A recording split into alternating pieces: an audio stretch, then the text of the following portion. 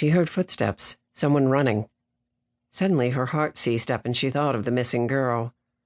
Fear coursed through her body and her veins felt like ice. She stopped walking, frozen, unable to decide whether to turn and run or jump into the ferns and hide. She flapped her hands out at her sides and tried to pull herself together.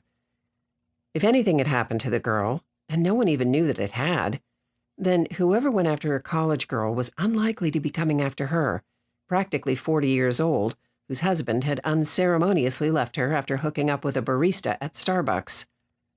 And then she closed her eyes tight and opened them again, realizing how utterly nonsensical that thought was.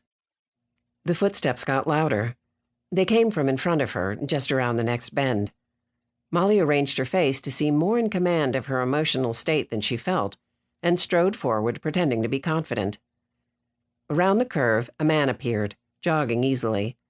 He was powerfully built, of medium height with broad shoulders and muscular arms and legs. His hair was not cut in the current fashion, but in a brush cut, very short. He was sweaty, and, Molly noticed, in spite of her qualms, that he was rather handsome. Yet as he got closer, he sped up. She was sure he was moving faster now.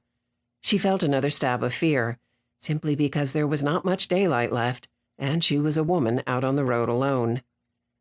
Alone except for a strange man who could run fast and was heading straight for her. When he reached her, he stopped. "Bonjour," he said, making a slight bow. "You are Madame Sutton of La Baraque? I am Benjamin Dufour of the gendarmerie. I'm pleased to make your acquaintance." He nodded and smiled.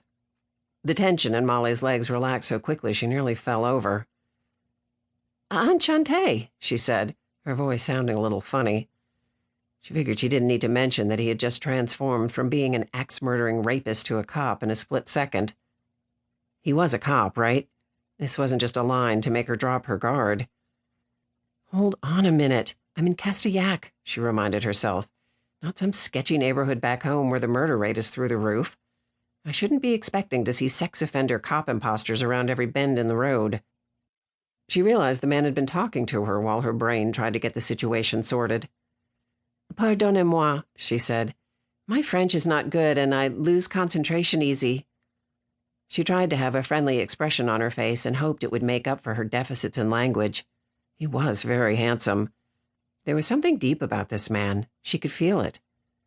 Although she should have learned by now not to trust her feelings when it came to handsome men, she told herself in something of a shriek inside her head. "A pleasure to meet you. Welcome to Castillac. I'm going to continue my run," Dufour said. And with a smile and a sort of salute, he took off. Molly stood for a long moment and watched him go. She smiled to herself, shook her head, and started back home, deciding that maybe she had recovered enough that she could risk drinking a kir while she was making dinner,